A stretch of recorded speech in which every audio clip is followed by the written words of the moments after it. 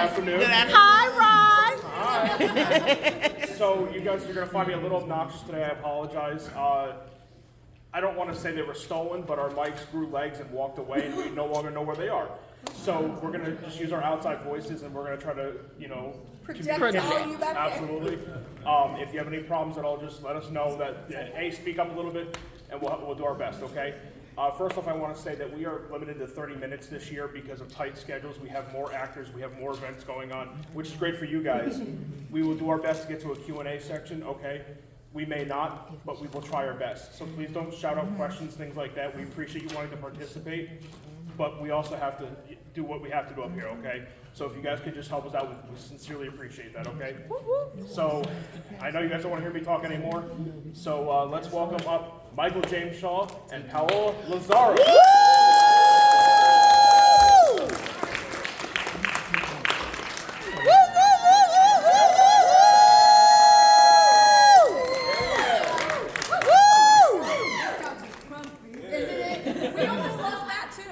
Someone almost stole that from us too.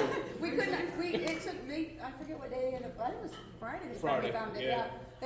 Nobody knew where it was. We've been looking for it since Wednesday, and they found it on Friday evening. They found it in some random room. People just want our stuff. Weirdos grab the couch and they're like.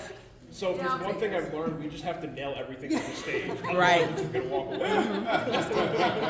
So what do you guys think of this setup this year? You like this? I like it. I like this. I can see all their faces. I had no idea this room was even here. None of us did. Yeah, I think you and everybody else, because they're like, what? There's everything in there? Yeah. Although it does feel like I'm in school. Like I'm in lectures. I just walked in late, my bad. It's funny, they always used to sit me in the back during lectures because I was a troublemaker. No, you? No. Was, yeah. Wait, why is everybody being sarcastic? No, but we mean that in a good way. Oh yes, I was too, girl. I was always in the principal's office. That woman couldn't fight. I went to an all-girls Catholic high school. Damn. Oh. In Latin America, in Puerto Rico. Oh. That woman, the sister Judith, she passed away. She was amazing. She could have fired me, I was gonna say. She could have, what is it? Expelled you? Oh, so many times. But she always saw something in me. Yeah. God bless. That's very cool. Anyway. Bless her heart. So speaking of instruction and teaching and everything, Mike, you had a pretty busy morning this morning, huh? Oh yeah. Tell us a little bit about how that was. So actually, it's funny. It's a full circle moment because my first camp, I was on crutches. Yep. And Oscar had asked me to do some sort of workout thing, and it fell through because I broke my knee. So finally, 2-3 years later, I'm able to do this thing I've been talking about, and I think it was a good time, man. We had a group of like 20 campers both days who came through and did a circuit with us, and it was not just a workout. It was kind of like us kind of inspiring each other to do better. You know, after a night of drinking, you gotta work hard, but also play hard. And I love all the campers who showed up for our advanced military training because it shows you have a grit that most of the others don't. And today was special too because I had a fellow who's been beating up on me for the past like 4 years come through and teach a bit of zombie escapes. Alex, my jiu-jitsu instructor. Raise your hand, Alex. He came through the day and taught us a few escapes to avoid any zombie attacks, especially if a zombie's trying to grab your neck or grabs one of your arms. And I think, definitely added to the pot. That's awesome. So we had a great training session both days. Nice. I just want to point out the first year that you do this boot camp, that our co-host Chris is not here. Yeah. I know, right? He talks a big talk, but he's like, he saw that, like, I can't keep up. So. It's funny, he had a broken knee and I had a broken foot. Yes. So You guys were a team. Yeah. But that's because you were kicking people and beating people up, though. Yeah, that's true. Have you done your mixology last night? I did mixology. Mixology is an event where we mix drinks. Yes. Julie was there. Julie and her husband were there, and a bunch of people were there. And basically, you just we have somebody who teaches us how to make 2 different drinks, and we just talk and talk and talk. And What kind of drinks y'all made? we made a pina colada, and then we made a blue lagoon. Ooh. It was very tropical. Yeah. Very tropical. We had a great time. It was very intimate. It was really nice. Yeah. Yeah. I just love all the special. You guys enjoying your special events? Yeah. I just, and I love every year you get the new people that they're not sure so they don't do one, and they see you all do it, and they're like, I'm doing this next year. You know, they get all excited about it because it's so much fun. And we appreciate you guys taking that time because that's very special for us to, you know, have that more intimate setting and things. So, No, it's important for us to share things that kind of changed our lives or are important to us. Like, Gracie Jiu-Jitsu has really like changed the way I look at the world, and I'm thankful to share that with all of you as well. You know, as well as circuit training. I was doing a circuit every morning while we were shooting Walking Dead. I sometimes do it in my trailer. So yeah, happy to share that with you guys. that's wonderful. Happy to share drinks with you guys.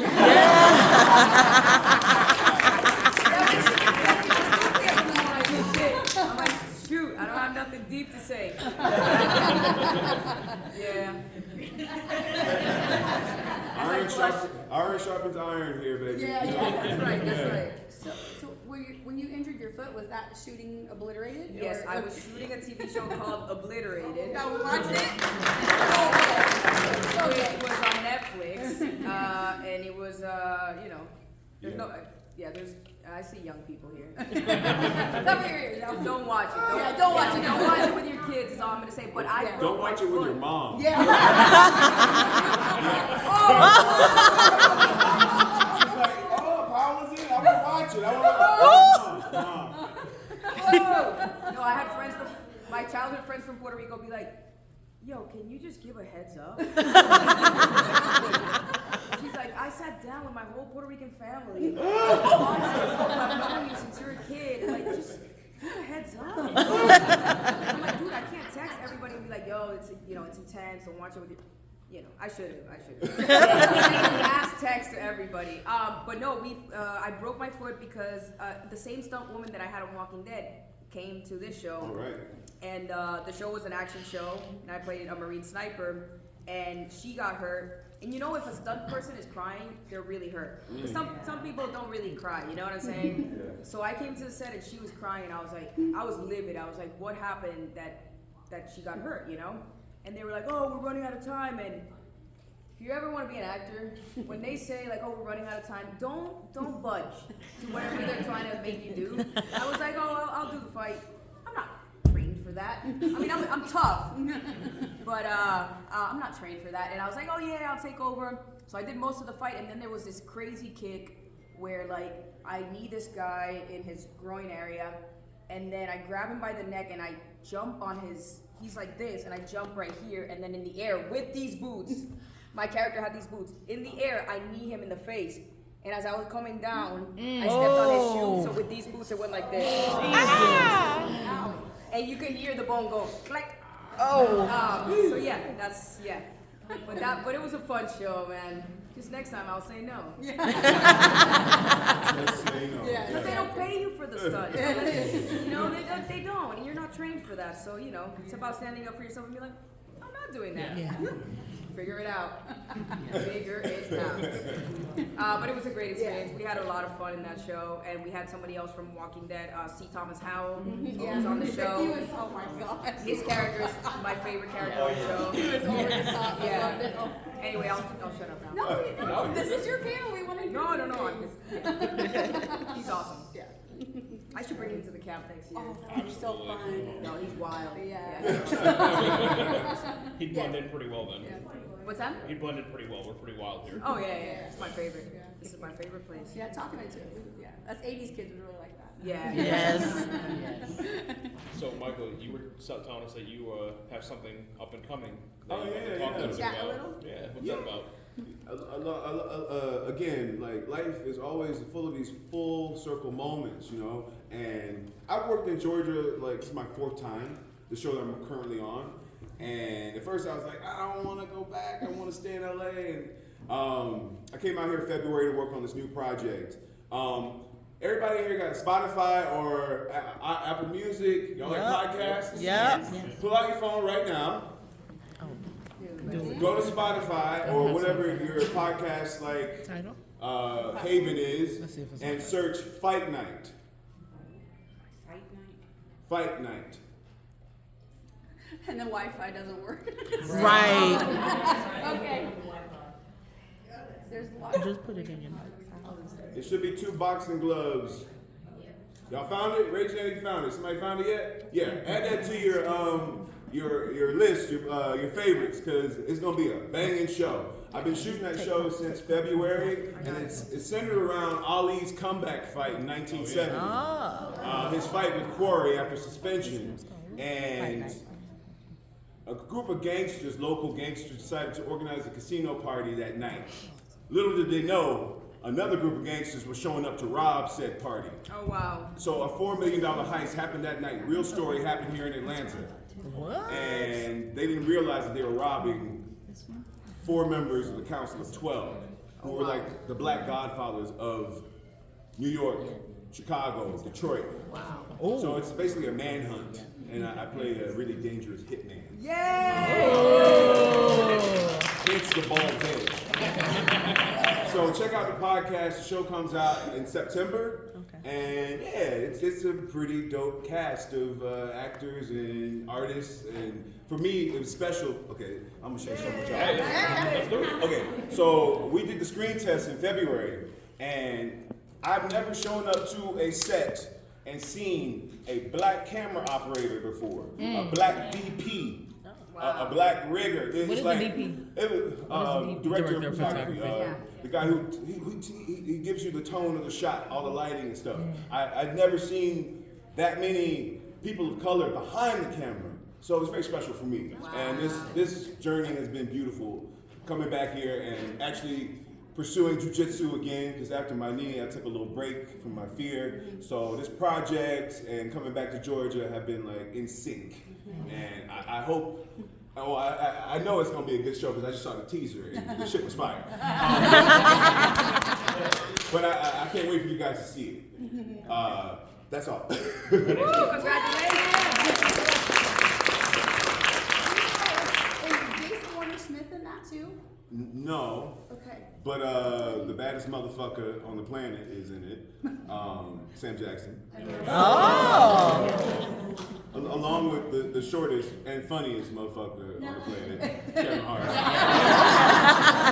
Along with the smartest motherfucker that I know. Smartest, flyest motherfucker I know, Terrence Howard. Yo. Yeah.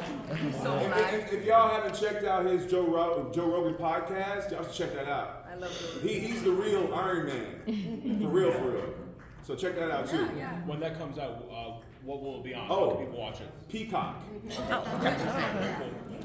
watching? Fight night. Yeah. Yeah. Yeah, that sounds great. Yeah, good. Thanks for sharing that. So Michael, we have some inside knowledge that What's we have that? to ask you about. We heard from a little birdie that you are a trip on a roller coaster. Yeah. Who told you that? We can't tell. Mazzy McGee. I may or may not have went to Howlow Street with Cassidy, and I may or may not have enjoyed a roller coaster or 2, or 3, or 4. I'm a theme park junkie. Like, yeah, you too. That is my most lit moment, going to a theme park. Are you going October? Oh yeah. yeah. Who's going in October? Orlando. That's Universal. Yeah. Yeah. That's my favorite thing to do in the world. Like, and especially Universal. That's my haven. I'm so excited. Oh, we about to be lit. We're taking over that motherfucker. Yeah, in her panel yesterday, somehow that's where we went to, and she was saying, you know, Cassidy. I she was, telling us think I popped her cherry on like extreme roller coasters. She never ridden one like, Busch Gardens has some of the most intense Yeah. Yeah. rides She was saying, on the yeah. planet. And she was a trooper. Oh yeah. Big time. She said that was one of her favorite things that she's done Yeah, so yeah. far. The whole experience. Yeah, she loved it. That's Yeah. awesome. Yeah. So, just, one little Walking Dead related thing, and I think we've covered this on a couple of our panels before, but, for people who have not been here before, what was your guys' favorite experience on The Walking Dead? And now you guys kind of came in late game towards the end, but what was your favorite experience that you guys had on set? There's a lot, but ooh. I really loved when, okay, this is overall like kind of a thing where when someone from the show who was an actor on the show came back to direct, or Greg Nicotero directed us, it was like we were touching, going back in time and touching like the root of the show. Yeah. Especially when Michael Cudlitz came through, it was like the whole energy on set just changed. And He's I a think great director. everybody's performances got a little more like ballsy, like, and you could just feel the energy change. The second hand that JJ had when he was directing with the crew, and it just kind of like pushed you to be like, okay, yeah, fuck yeah, let's go, let's fucking do this shit. And you would do things like on a normal show, it'd probably take like 3 or 4 takes. You do it in 1 take, because we were all kind of rolling in that same synergy. Those were my magical moments. Though when Greg was directing, when Michael Cudlitz was there, JJ, Yeah, I think one of my favorite moments, like tender moments, was the day Michael and I had a scene where you see us in bed, and we were so nervous. I was so nervous that morning. I was too. And I got to set, and we get in the van together, and I was just like, and he was quiet to it, and then finally I was like, "Are you nervous?" And he was like, "I'm nervous." And he's like, "Are you?" And I'm like, "I'm nervous." And then we both just sat down in the Commonwealth set, like in one of the benches. We just talked about it, and we were like, "What are you comfortable with? What are you?" And we just made each other feel so safe. And I thought it was like the most tender moment I had on the show. And being able to do those scenes, I get chills. Yeah. Being able to do those scenes with Michael that are emotional and were just incredible to have his support, and he's a great scene partner and a great friend and a great person. And when they cast, I get emotional, but when they were casting Mercer, I was so nervous. I was like, oh, I hope this person has good energy. And look at who we have here.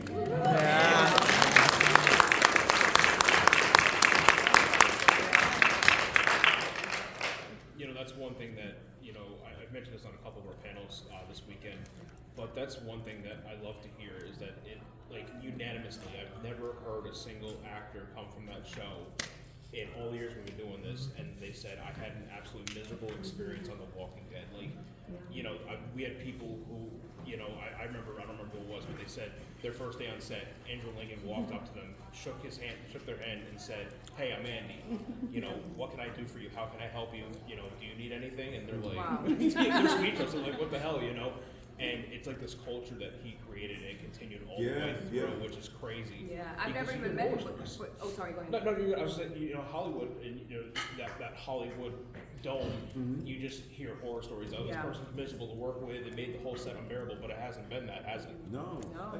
The thing that you're talking about, the foundation that Andy kind of laid out for the show, that was present with all of the crew. Yeah. Yeah. And I feel like if you understand The Walking Dead, you understand that the crew was the heart of the show, and we were just along for the ride. Yeah. But I've never vibed out with a crew like that Yeah. on any other show. Like I still keep in contact. Like, Yep. oh, it was like last week. Crisco was day playing on our set, and I didn't know. So we did a rehearsal, and then they came in to watch, and I saw him, and I literally jumped over a fucking couch to give him a hug. we have awesome. we have a connection like beyond anything I've ever experienced with a crew. It was like whoa, but it's Because sorry, no, I was gonna say that connection. I was gonna jump off of what you said. That connection. We did so many crazy things in the heat with fake blood, with sweat, with tears, emotional scenes, physical scenes, stunts. Like it was, we all were there together. In like sometimes really small spaces where the camera's right here and the cameraman's right next to you. Like it's just very intimate. Yeah. No one knows the Walking Dead journey, like someone who has worked on the set. Like I've met a few other Walking Dead heads who, like on the show I'm on right now, there's a makeup artist who was there from season 1 to season 5, but he was a big guy, so they would use him as like the giant walker every now and then. And there's just like this understood like thing when you meet another Walking Dead person. It's like you go through all the stories, and it's like we know each other, even though we were never on the same season together. It was like we brothers already, you know, because we've been through it. Yeah. And that's why I think it's been so great about The Walking Dead as a whole, is it's had this effect not only on you guys but also on us as the fans. And it's been like this crazy extension where we can do things like this, and it's like we bond with you guys almost immediately. Yeah. And it's such a cool thing that we get to come back year by year and just see you guys and foster those bonds that we have. I think it's really cool. Absolutely, I agree. That's why I love the camp. Well, that's what I was just gonna say. That just makes, like, I know as fans, we love The Walking Dead, you know. Yeah. But to hear these stories, it's like I'm proud to tell you my favorite show, The Walking Dead, and like, these stories just reinforce that. Yeah, absolutely, agreed. Wholeheartedly. Yeah. So. All right, I think we have time for Yeah, some we probably have a questions. couple. Yeah, Does we anybody do. have a question? Of course And she I knew does. you did. She's the best question. Because one thing about me, I'm gonna have a question. I feel like this is a good question to ask both of y'all. What is the best post-workout meal that you make? The best post-workout meal you make? Like I went grocery shopping, I got all my shit. I just left the gym. You coming back to the house? She's asking, for those who can't hear, what's the best post-workout meal that either of us can cook? Like your thing, like you go grocery shopping, you got all your stuff. I keep it simple. Like sometimes ground beef With? and lettuce. Like, no, it's just like very simple. Like I just season the ground beef with adobo because I'm Puerto Rican. You can find it at Walmart. Adobo, ADOBO. That's all you can put on it. Sometimes my body's like No, it don't gotta be crazy. I just like to know. craving that, and I just like literally like grab like lettuce and like it's just like whatever the body craves after that workout, but it's usually like beef for some reason, and not like anything like fancy or anything. It's just beef, you know. Yeah. For me, well, You cook a lot. I go through waves, but right now I'm doing grilled chicken. I don't have an air fryer right now. I used to air fry it, so I just pan fry some chicken, and then I'll do like a little bit of seasoning. I'll do like garlic powder, salt and pepper, and olive oil, and then white rice, string beans, and then a little bit of onion and cilantro. That's what my little go-to meal is for post-workout. That's my lunch and dinner, pretty much. Lunch and dinner? Yeah. Get her back behind you now. Okay. You. Hi, Pam, right? Yeah. I remember. You're so good. Sandy. Oh, Sandy. Oh. Sandy. You nodded when I said Pam. Sandy, I'm sorry, Sandy. Awesome. When you first started, the very first scene that you did with the gun and everything, and I thought, this one's gonna kick ass. And you turned out to be one crazy bitch. Absolutely. But can you do that for me? Which you When you're standing there with your gun and going, oh shit, you're real. Oh, shit, now I gotta remember those lines. Oh my God, hi. Oh, no, I know that. Wait, can I get back to you on that? I might have to like. It's Are you okay. talking about after You she were said great that, where in she? all the scenes. Thank you. You should have seen. I was telling the story yesterday, mixology of the audition tape that I sent for that. I went to my friend's apartment in New York City, uptown, right next to Yankee Stadium, middle of nowhere, and I was like, oh, I got this audition for Walking Dead, and I was like, looking around his house to see if something looked like a gun, and his bed frame had broken, his metal bed frame, and it was like this like L shape, and I was like, yep, I'm coming into the scene like that. Oh so my God. I'll show you the tape someday, but I come into this like metal bed frame, and I'm like. It was just like a metal bed frame.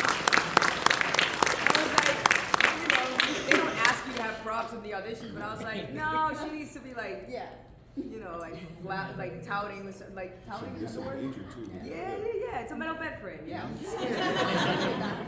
Yeah. I was Since you mentioned roller coasters, have you been to Cedar Point? That's the I roller have coaster been to Cedar capital. Point. I love Cedar I've done Steel Vengeance. That's my favorite one there. Top Thrill Dragster too. Millennium Force. Yeah. That was fire.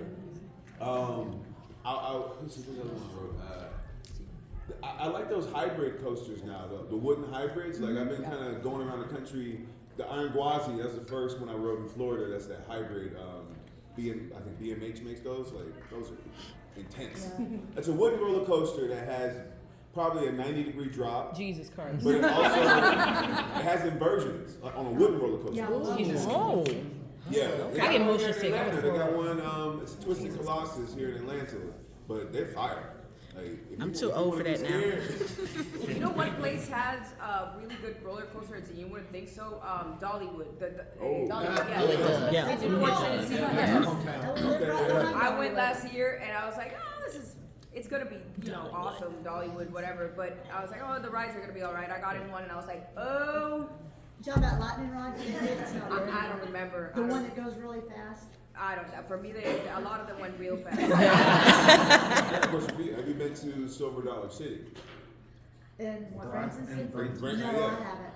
Oh. Because the city looks like Pigeon Forest. I've been. Yeah. It's got some of the best roller coasters tucked into the mountain. Like, Okay. yeah, Outlaw Run. That one. That fucked me up.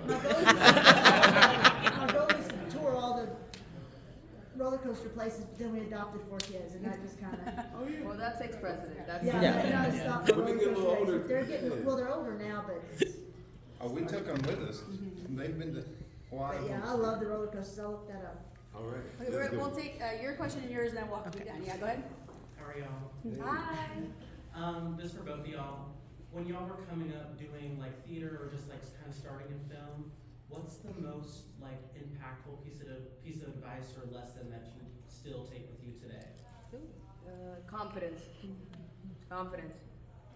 Confidence in yourself, and that's because if you're not confident in yourself, who else is gonna believe what you're doing? You know what I'm saying? Confidence and self-love, and it's a lifelong process, and it's an everyday process. But I think it's essential. For me, it was essential in order to, there's a poem by Elia Kazan about taking your rightful place on stage. And you guys should check that poem out sometime. It's not just for actors, I think it's for life. But, standing your ground and getting into that room and just dropping stuff, and like, that's okay. Standing in there and going like this. No, but I think confidence and self-love, really. Self-acceptance. Yeah. The biggest thing for me, because I struggle with nerves a lot, even as an adult. And what I learned throughout all the training and theater camps and the stuff that I did to get to this place, do the work. Yeah. Learn that script. Ingest it. Get so curious about it that you become like obsessed. And then when you get to set, there's no reason to be nervous. Yep. Because you've thought about everything that this character is, And when you do that work, confidence, it's innate. You don't have to like work at it. It's all in you. But doing the work and just knowing your craft, like you can't beat that. No one can take that from you. If you're prepared, nobody can come in and say, that's how I felt when I got to Walking Dead. When you're prepared, nobody can come and say like, oh, you didn't work hard enough for this. I'm like, yeah, you want to say that again? Yes, I did. Yes, I did. And you can't, and even if you said you think I don't work hard enough for it, I know I did. I know I spent those 2.5 weeks going over this 24/7. Yeah. Bringing the script into the shower. Like, I put it on the walls of the shower. I did for the Princess audition, The work will always prevail. Like, I see a lot of people on sets and they try to like elbow and like, talk their game and stuff. But if you're doing good work, that camera don't lie and people see it.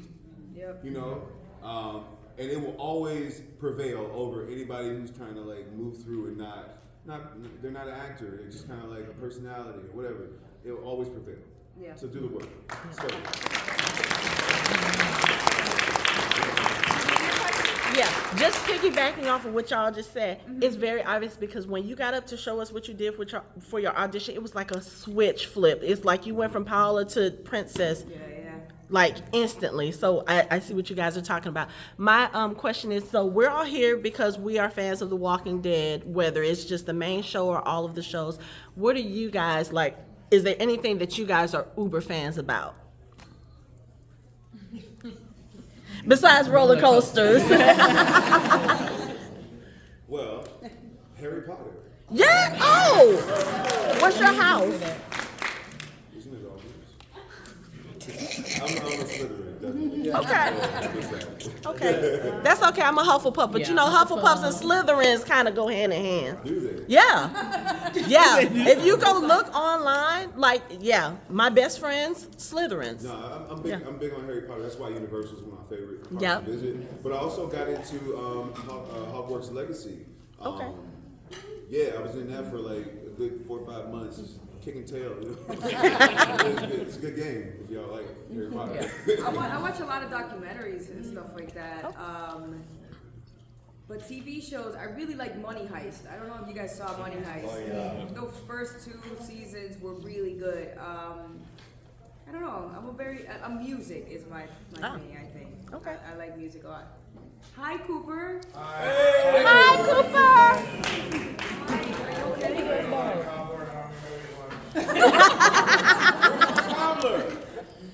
Cooper. We love you. Oh, look. He's amazing. Have y'all met him? He's the best. Yes. His He energy is hosted his amazing. own panel yesterday. We sat here and he just interviewed him. Like, oh, take care of you.